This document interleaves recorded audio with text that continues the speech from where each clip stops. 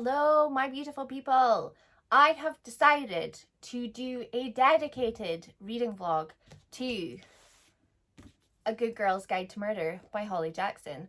I am 66 pages in, and I feel like it's one of these books that I'm going to have all these ideas. I'm going to think I know who it is. I'm going to think I know what's going on. And then my mind's going to be blown. I have a feeling that that is what is going to happen. So I thought, why not just do a dedicated reading vlog? It also means that you guys, if you've read it as well, can also come on my journey of discovering this book. So yes, so far, my thoughts and feelings up to page 66. Now, I've never read this before, so this is me going in totally blind.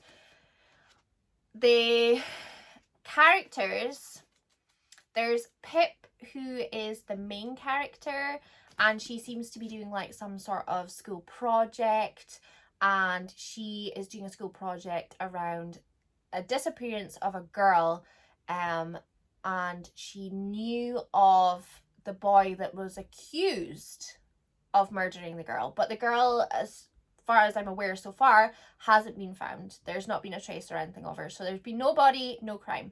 But the boyfriend did something, well, he took his own life, and we don't really know a lot about that either, but because he took his own life, everybody just thought that's suspicious, it was him, and the case was pretty much closed.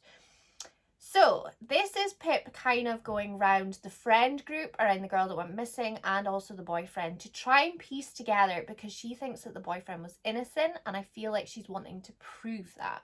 So that's kind of where we're up to now. So this is what my kind of thoughts and feelings are so far. So when Pip was interviewing the brother of the boyfriend of the girl that disappeared, what was the girl's name that disappeared?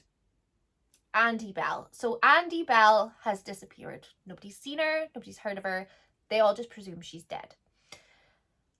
Sal is the person that they framed and basically said that it was him. So he was the boyfriend, Sal, and he was found in the woods, deceased.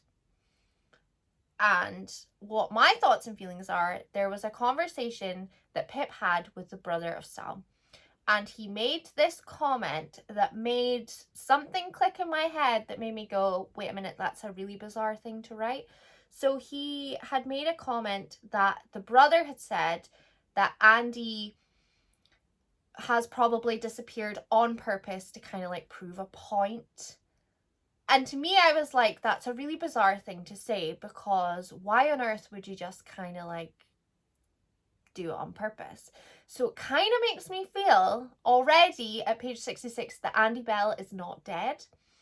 They're also kind of pointing the finger at the dad of Andy. So he had done a press conference and he had basically used the word was when he was describing her, so explaining things in past tense as if she already wasn't here and he already knew that she wasn't here.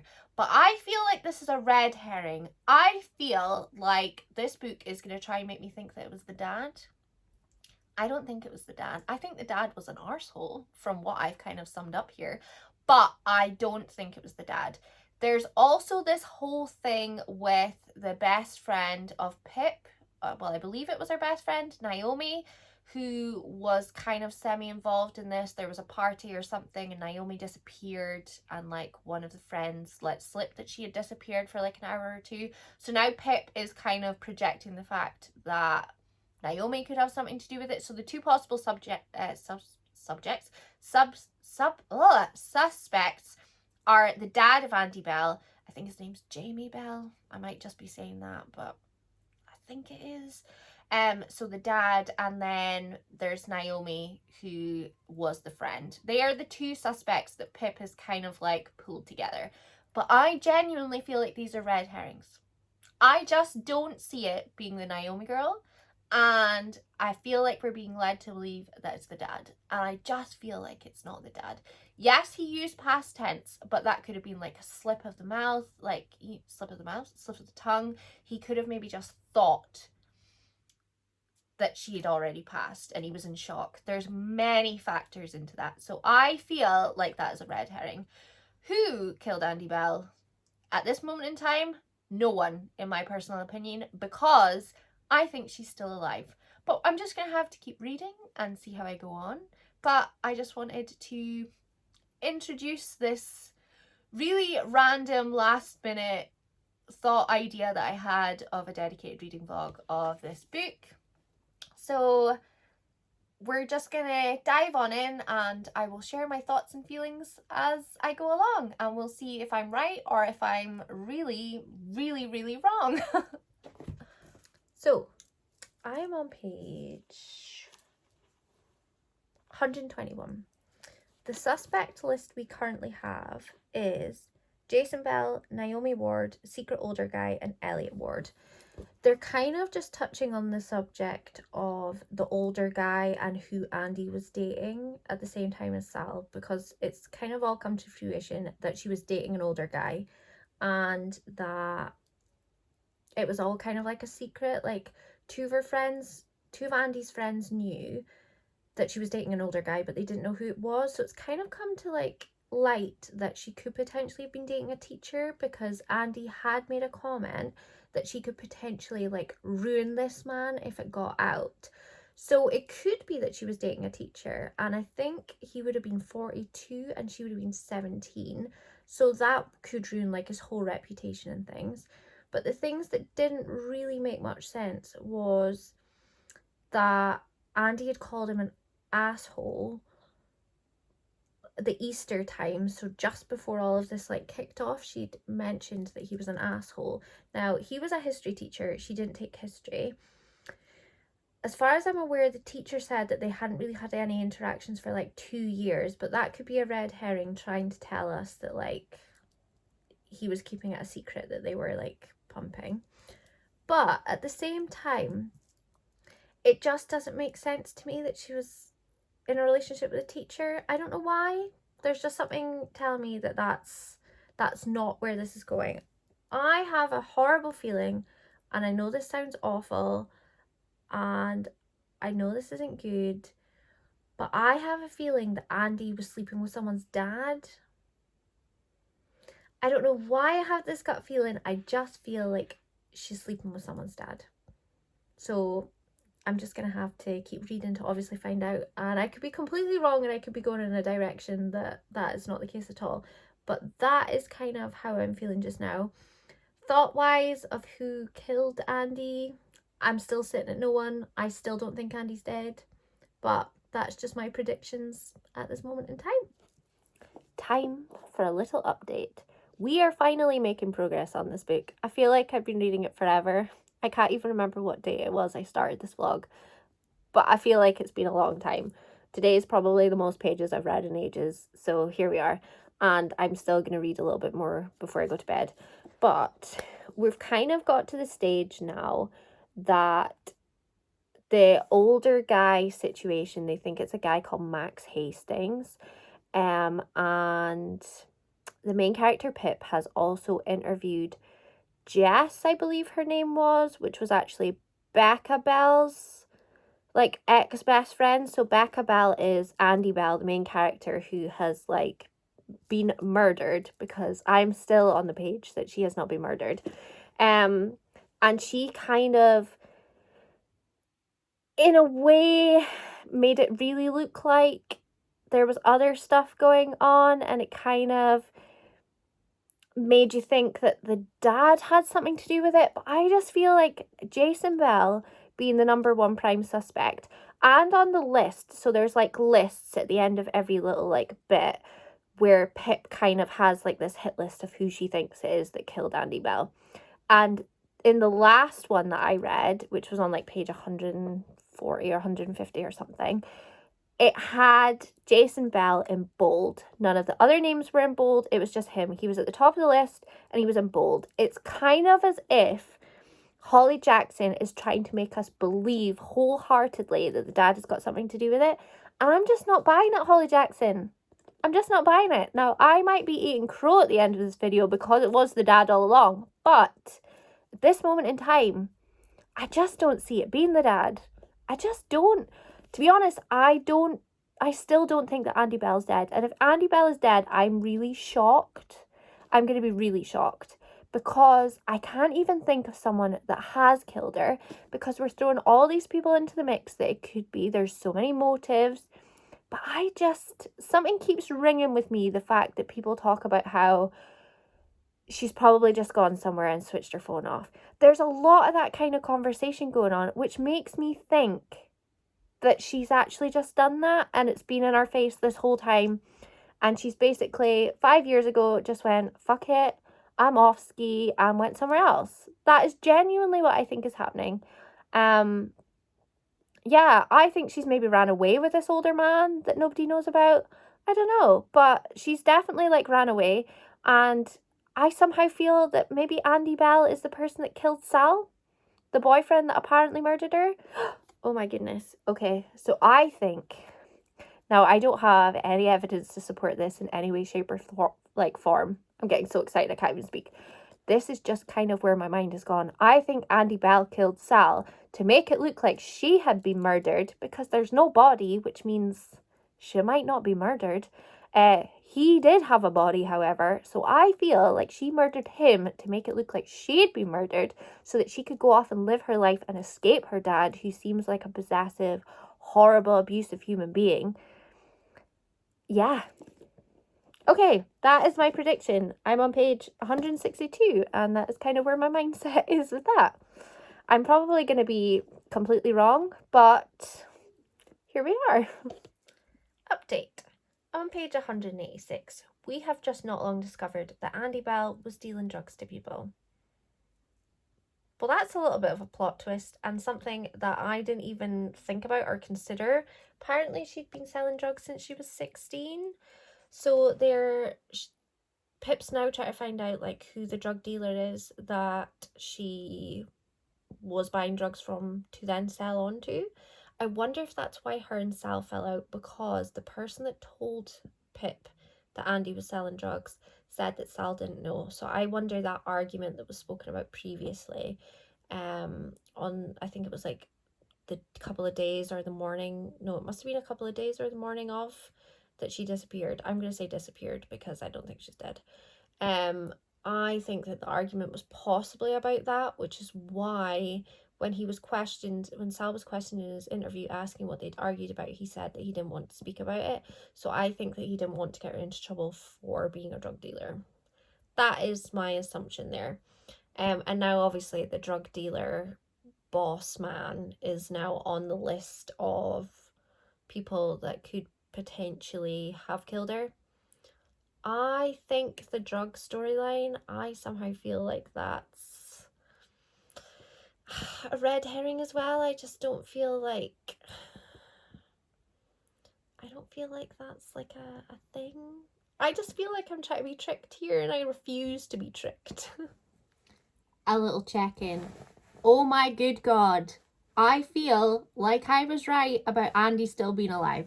So they've just went to the Ivy House Hotel, I believe, and they're asking the woman owner there, and she's been the owner there for like over 20 years. They showed her a picture of Andy and when was this girl here 5 years ago? And the woman said, no, she was here just a few weeks ago.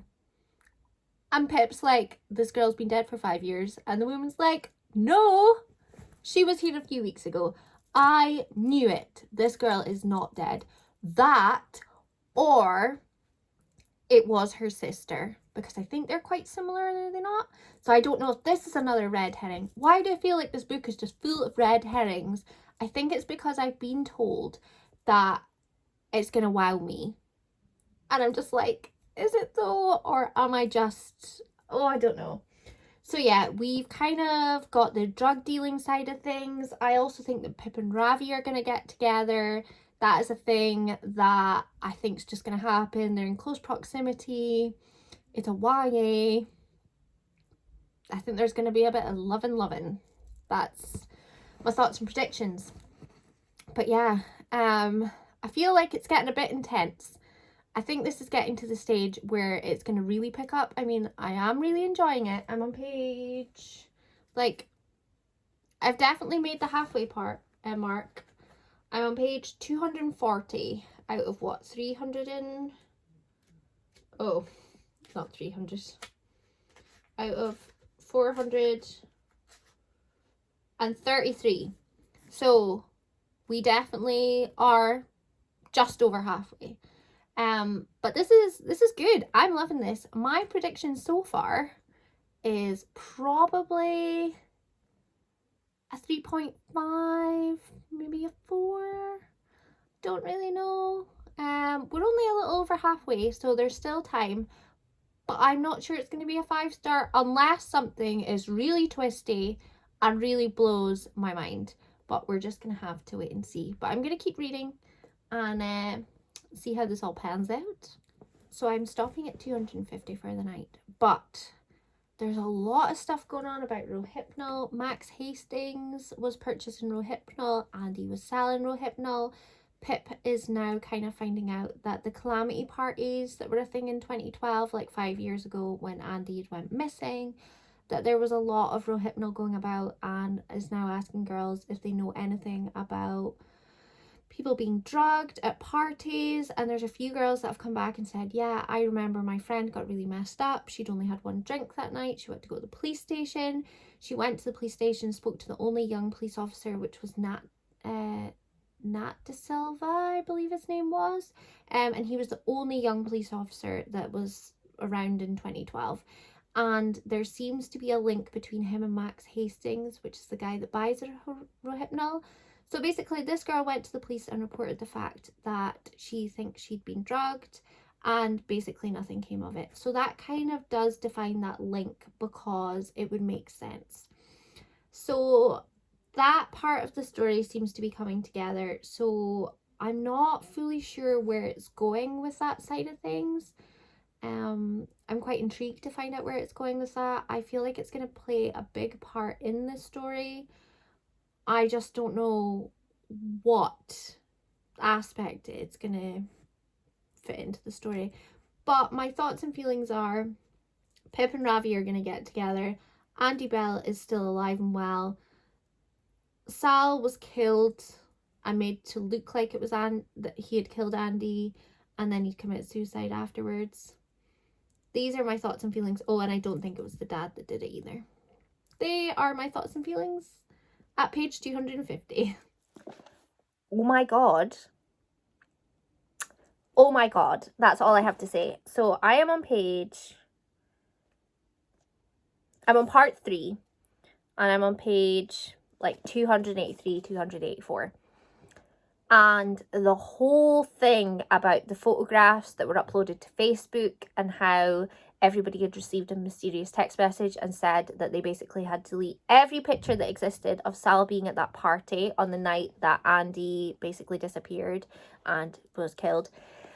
And yeah, they all basically like ruined Sal's alibi and basically made him look guilty because somebody told them to do it, because they had been in a situation where they had drunk while they'd been at a party. There'd been drink driving involved, and somebody was hit and really badly injured, and now they're in a wheelchair, and it was a hit and run situation, and they just fucked off and left him, which is horrific. But because somebody knew about this, they basically used that as blackmail and said that if they didn't make Sal have an alibi, like if they didn't get rid of Sal's alibi and get rid of all the evidence that he was here on that night, then I don't know what was going to happen to them. I'm imagining they were going to get told, like they were going to tell the police and go to the police about it and let them know that that happened.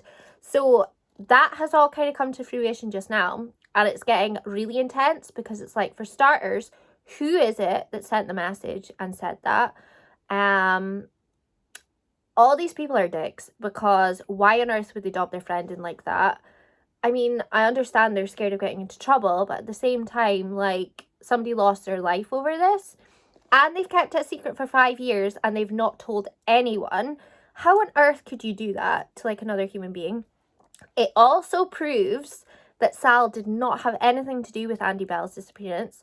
I also still am on the same mindset that he was murdered. So whoever this mysterious, like, unknown messenger is, has obviously killed Sal to make it look like Andy was murdered by him, and then he felt so guilty that he killed himself. Sal was definitely upset about the fact that Andy was selling drugs. That's what that argument was about. That's why when the police interviewed him, it was that awkward kind of like, he didn't want to go into too much stuff because he thought she was still alive and he didn't want to get her into trouble. So that all makes sense. I still also believe that Pip and Ravi are going to get together. It's just something that I think is going to happen.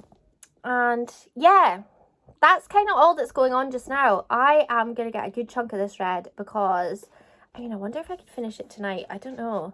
It's quite a quick read. I mean, I am taking ages to read it, but it's quite a quick read.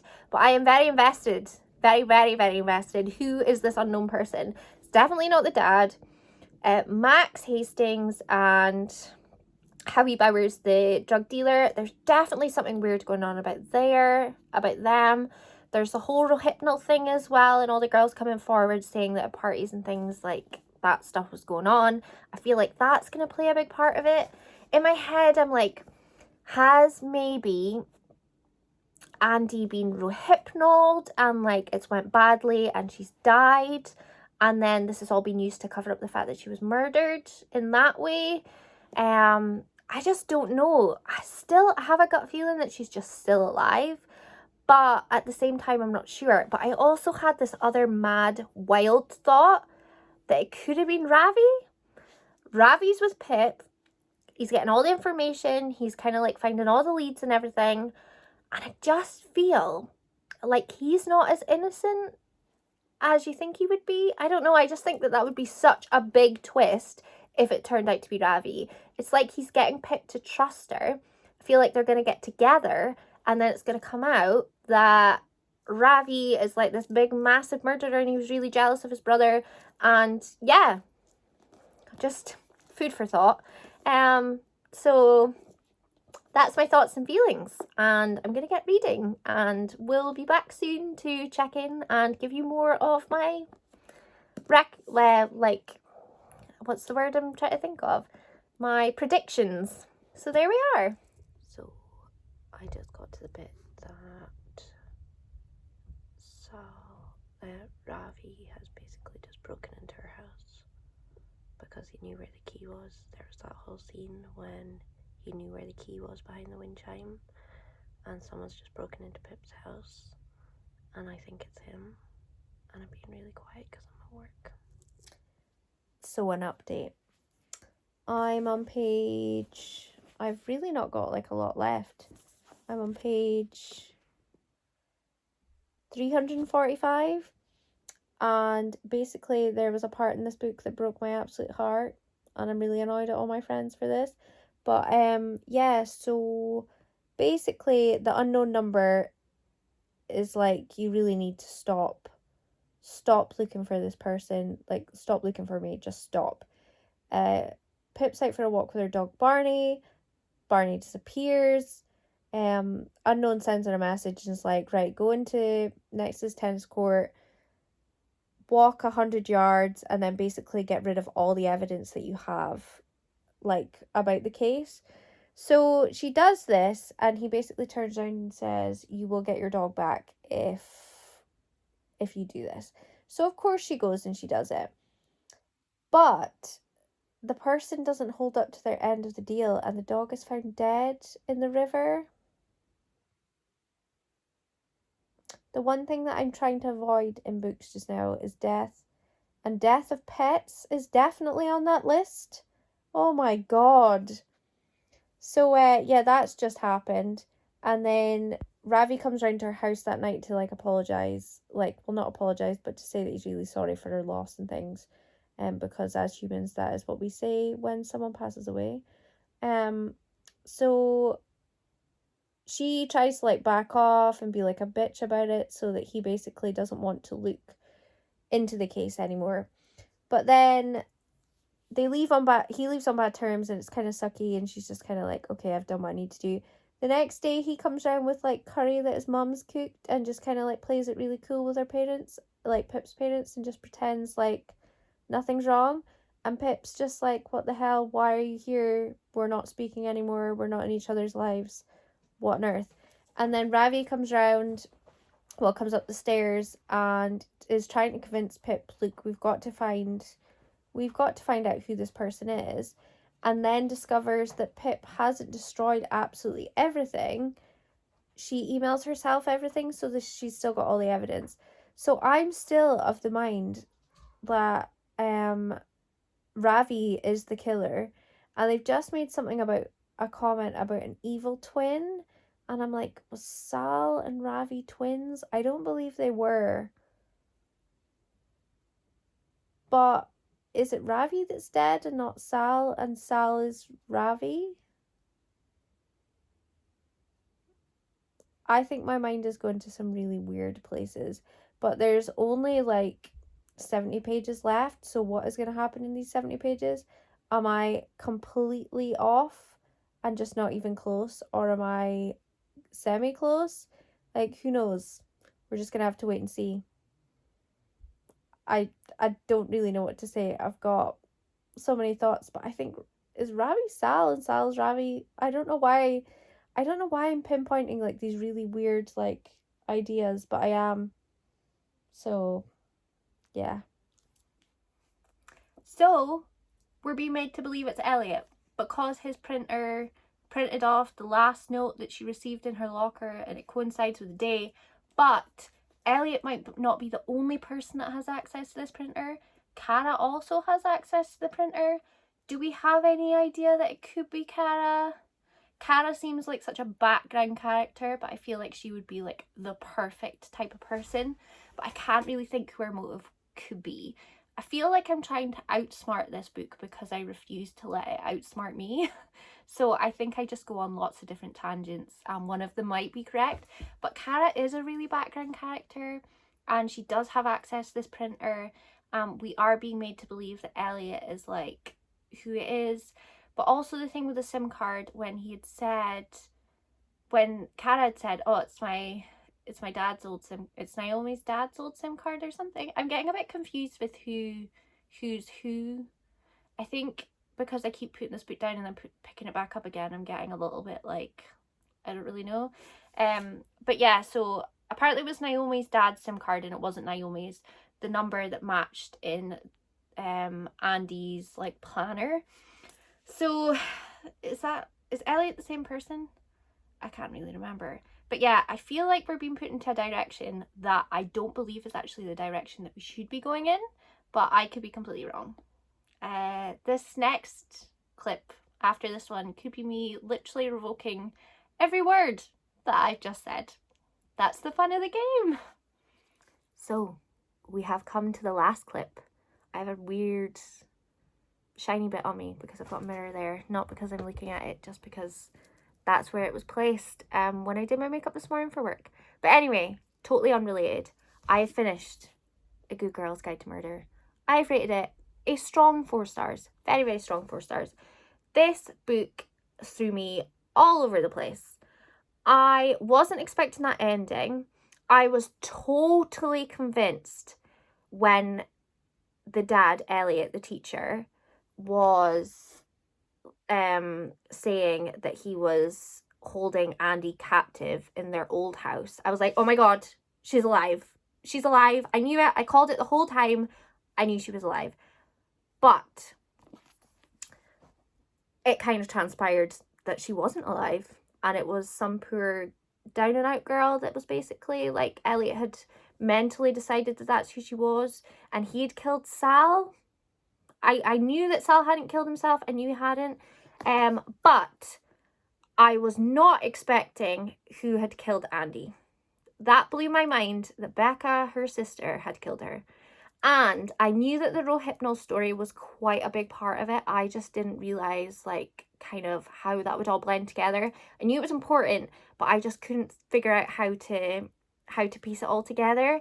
So basically, what had happened was Becca had been at a party and had been given Rohypnol from Max Hastings, which is the guy that was buying Rohypnol off of Andy, who is Becca's sister, and had basically done terrible things to her, and Becca had blamed Andy for it because she found out that Andy had been the one that sold Max that.